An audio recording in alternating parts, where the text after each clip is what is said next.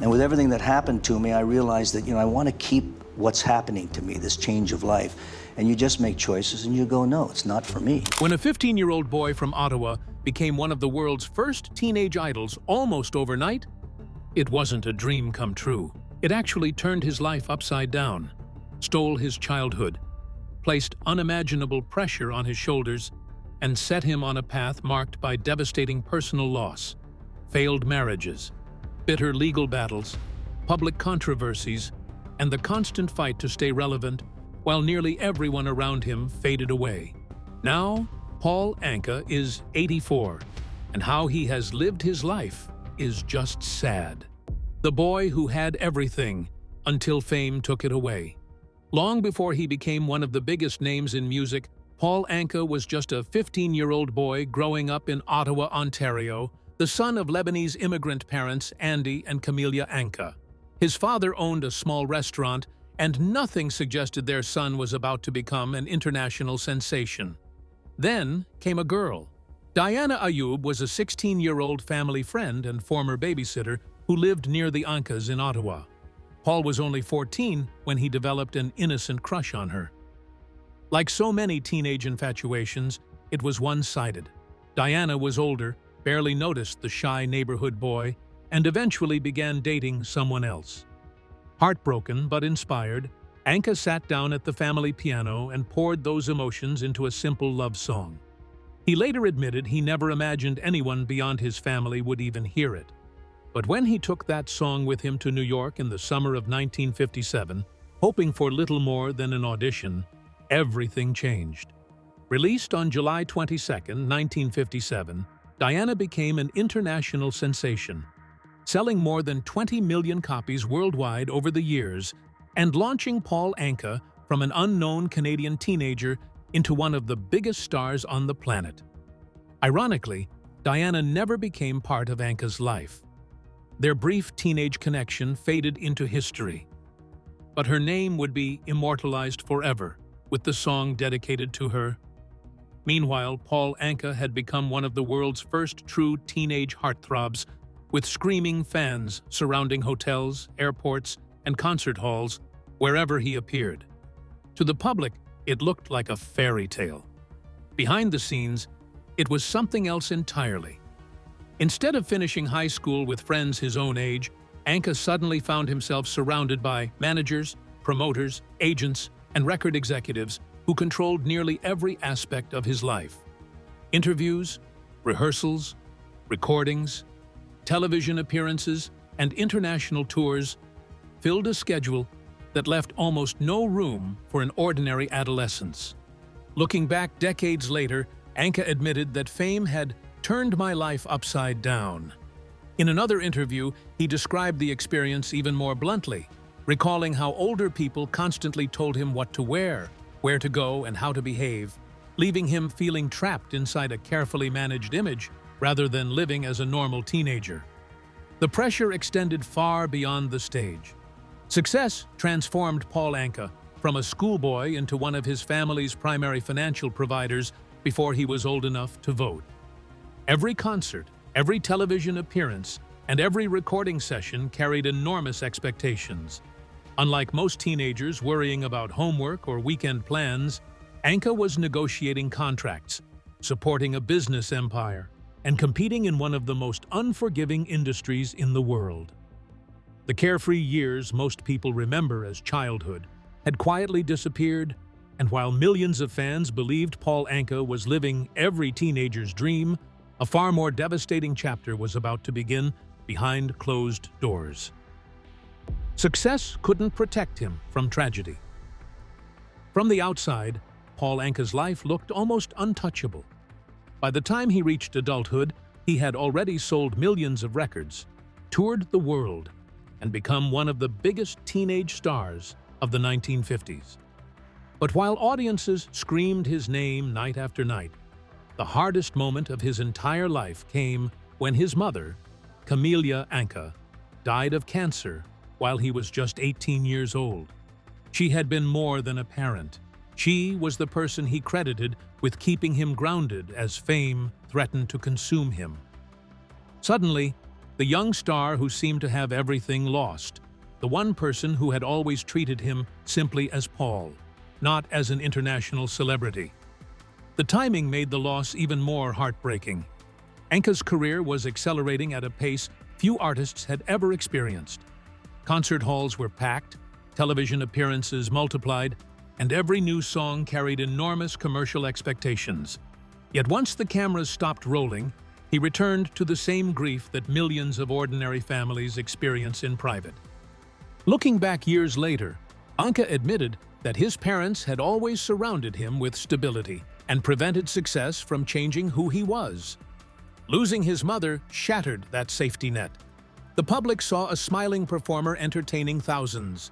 But behind every standing ovation was a teenager trying to process unimaginable loss while continuing to work, because the show simply could not stop.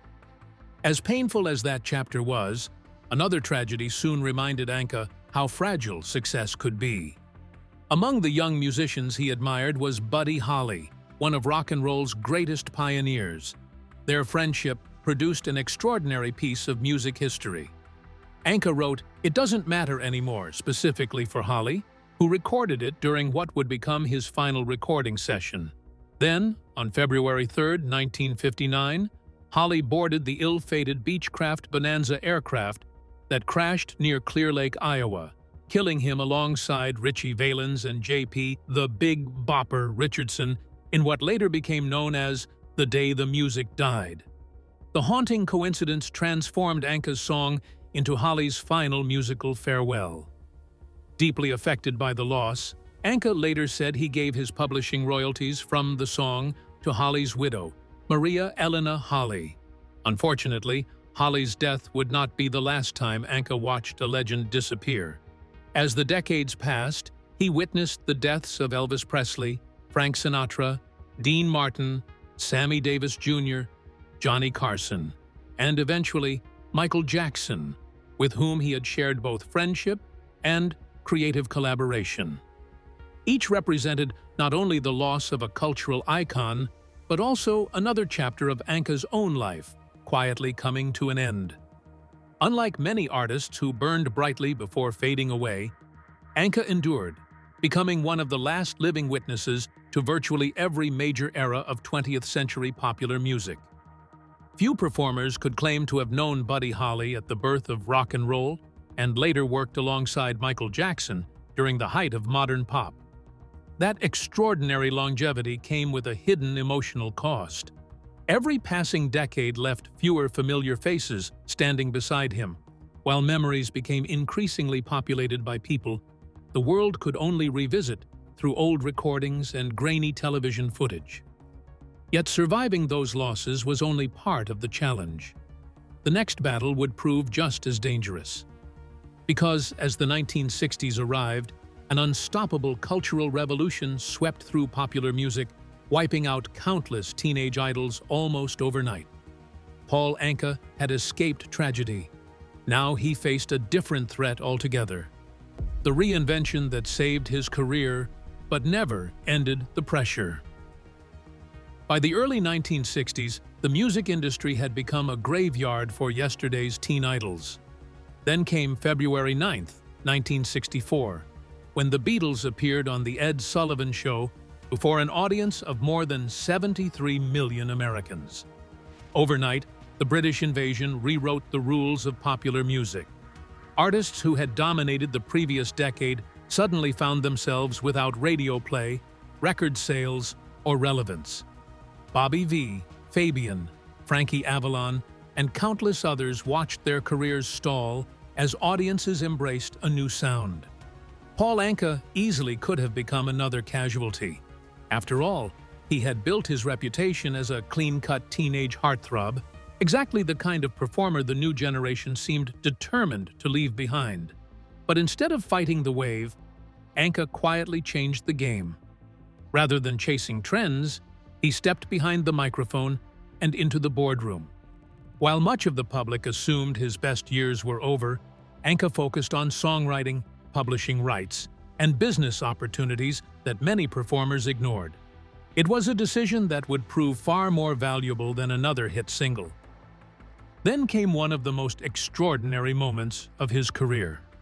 During a trip to France in the late 1960s, Anka heard Claude François's song Comme d'habitude. Most listeners heard a melancholy French ballad. Anka heard something entirely different. He purchased the English adaptation rights for a nominal upfront payment and future royalties, then returned to New York with no intention of translating the lyrics. Instead, he imagined Frank Sinatra standing on stage reflecting on his own remarkable life. Sitting at a typewriter in the early hours of the morning, Anka wrote entirely new English lyrics tailored specifically to Sinatra's personality. The result was My Way, recorded by Sinatra on December 30th, 1968, and released the following year. Ironically, one of the most famous songs ever recorded is still widely mistaken as Sinatra's own composition, while the man who actually wrote its unforgettable English words often goes unrecognized. My Way was only the beginning. Anka's fingerprints quietly spread across popular culture. He wrote Tom Jones's signature hit, She's a Lady, a song Jones initially wasn't convinced would suit him until it became one of the biggest successes of his career. Years earlier, Anka had written Buddy Holly's final recorded song, It Doesn't Matter Anymore. He also composed the iconic theme for The Tonight Show, starring Johnny Carson, heard by millions of viewers for decades. As a performer, he remained successful, but behind the scenes, he had evolved into one of the music industry's most dependable hitmakers. Yet, Reinvention came with its own relentless pressure. Every decade demanded another transformation. First came rock and roll, then the Beatles and the British invasion, followed by Motown, singer-songwriters, disco, MTV, grunge, and eventually modern pop. Most artists failed to survive even one major shift in popular taste. Anka somehow adapted to nearly all of them. That willingness to evolve eventually introduced him to another global superstar who admired his songwriting talents and placed him at the center of a controversial royalty dispute. Lawsuits, public backlash, and the Michael Jackson dispute. In the early 1980s, Anka and Michael Jackson developed a creative friendship. Jackson, fresh off the unprecedented success of Thriller, respected Anka's songwriting instincts, while Anka admired Jackson's extraordinary work ethic. During one recording session, the pair wrote a song together titled I Never Heard. At the time, it appeared to be another collaboration destined to remain in the vault. But then, everything changed after Michael Jackson's death on June 25, 2009. As fans around the world mourned, Jackson's estate prepared to release a previously unheard song titled This Is It as the centerpiece of a posthumous documentary. But almost immediately, Paul Anka claimed that This Is It was not a newly discovered Jackson composition at all, but a reworked version of I Never Heard, the song they had written together years earlier. According to Anka, he had never authorized its release without proper credit. The dispute quickly escalated into legal territory as Anka publicly asserted his ownership rights. Within days, the Jackson estate acknowledged that Anka had indeed co-written the composition and reached an agreement recognizing him as a co-writer and granting him his share of the publishing royalties. The controversy also revealed how Anka's opinion of Jackson had evolved over time. Early in their relationship, he viewed Jackson as one of the most gifted entertainers he had ever encountered. Later, however, Anka acknowledged becoming increasingly uncomfortable as Jackson's personal life attracted intense scrutiny. In his memoir, Anka described encounters during Jackson's later years that left him unsettled, particularly after allegations surrounding Jackson became public. Long before the Jackson dispute, however, Anka had already discovered that success could attract criticism from unexpected places. In 1974, his song You're Having My Baby climbed to #1 on the Billboard Hot 100 and became one of the year's biggest hits. Yet its success was matched by fierce backlash. Women's rights advocates criticized the lyrics as patronizing and reflective of outdated gender roles, while others defended the song as nothing more than a heartfelt expression of gratitude between partners. Decades later, it remains one of pop music's most polarizing love songs. Public controversy resurfaced again in 2020 when Anka repeated a racial slur during a radio interview. But you see, he was not uttering the slur himself. He was, instead, recounting private conversations he had shared with Sammy Davis Jr. Although Anka maintained he was quoting historical dialogue rather than endorsing the language, the backlash was immediate. He later issued a public apology, acknowledging that repeating the word had caused offense, regardless of his intent. But there was a different kind of turbulence as well, unfolding behind the cameras. 3 marriages, bitter court battles, and the personal cost of fame. For decades, Paul Anka projected the image of a man who had mastered every challenge life could throw at him. He was polished, disciplined, impeccably dressed, and almost always in control. Unlike many of his contemporaries, his name rarely appeared alongside stories of addiction or criminal scandal. Yet, behind that carefully maintained public image was a private life marked by heartbreak, failed marriages, and courtroom battles that unfolded far from the spotlight. The same man who could command a concert hall with ease often struggled to find lasting stability at home. Anka's first marriage appeared, at least from the outside, to be the exception. On February 16, 1963, he married former fashion model Anne de Zogheb in Paris, beginning what many believed would become one of entertainment's enduring love stories.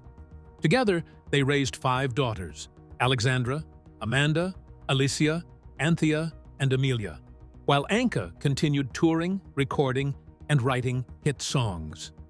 The marriage survived changing musical eras, relentless travel schedules, and nearly 4 decades in the entertainment industry before finally ending in divorce in 2001. Neither party publicly engaged in sensational accusations, but after almost 38 years together, the separation quietly demonstrated that even one of Hollywood's longest-lasting marriages could not withstand the pressures of a lifetime lived under extraordinary demands. If the first divorce ended with relative dignity, the second marriage proved dramatically different. In 2008, Anka married Swedish model and actress Anna Öberg after a whirlwind romance. Their son, Ethan, was born the same year, but the relationship deteriorated almost immediately. By 2010, the marriage had ended, giving way to years of bitter legal disputes that stretched far beyond an ordinary divorce. Court filings included competing allegations over parenting, finances, and each parent's ability to care for their child. What made the situation especially remarkable was Anka's age. While many people in their 70s are settling into retirement, Anka found himself preparing for one of the most emotionally draining battles of his life. The custody proceedings were brutal. After years of legal arguments in California courts, a judge ultimately awarded Paul Anka sole legal and physical custody of Ethan in 2017. Court records reflected concerns about instability in Öberg's circumstances, leading the judge to conclude that Anka could provide the more consistent environment for their son. Anka married once more in October of 2016, this time to personal trainer Lisa Pemberton, hoping perhaps that life had one final chapter of companionship left to offer. But, like the relationships before it, the marriage quietly came to an end around 2020. Unlike his previous divorce, there were no explosive court battles, no public accusations, and no tabloid spectacle. The separation unfolded almost entirely out of the spotlight, with neither party publicly revealing what brought the marriage to an end. In many ways, the silence itself was telling. After spending decades navigating fame, relentless touring, and the pressures that come with a life lived before millions, Anka appeared uninterested in explaining another failed relationship. "I've done the married thing," he would later say. "I'll take all the good from it, some of the bad." Rather than searching for another romance, he spoke of something he had spent far longer chasing than love: peace of mind. "I love my solitude," Anka explained. "It's an amazing place to be in, having peace of mind and growing older gracefully." Paul Anka, at 84, Paul Anka isn't bankrupt. He hasn't disappeared into obscurity. He hasn't succumbed to addiction or self-destruction. In fact, Anka continues to perform, remains one of the most successful songwriter-performers of his generation, and has repeatedly said that he finally enjoys the peace and solitude that once seemed impossible. But the price he paid to get here, over all those years, has been nothing but steep. The entertainment industry has claimed countless legends through substance addiction, alcoholism, financial ruin, prison sentences, or spectacular public collapses. Elvis Presley died at just 42 after years of prescription medication dependency. Michael Jackson's life ended amid legal controversies and addiction to powerful medications. Countless other stars from the golden age of rock and roll saw their fortunes disappear almost as quickly as they arrived. Paul Anka's story unfolded differently. Somehow, despite entering the spotlight at only 15 years old, he avoided nearly every trap that destroyed so many of his contemporaries. There were no rehabilitation clinics, no criminal convictions, no bankruptcies, and no career-ending scandals. Yet surviving those pitfalls did not mean escaping unscathed. Fame stole his childhood. Personal loss tested his resilience. Failed marriages and legal battles disrupted his private life. Constant reinvention became essential to survival. He watched friends, collaborators, and an entire generation of legends disappear. Today, Anka says he has found peace in solitude. He didn't become another broken celebrity. He became one of the last surviving icons of a remarkable era. And now, he is finally living life on his own terms. Well, that's it for now. Thanks for watching. Did you like this video? If you did, please consider liking, dropping a comment, and hitting the subscribe button so that you don't miss out on our new uploads. Also, don't miss this video you see on your screen right now. It's truly unbelievable.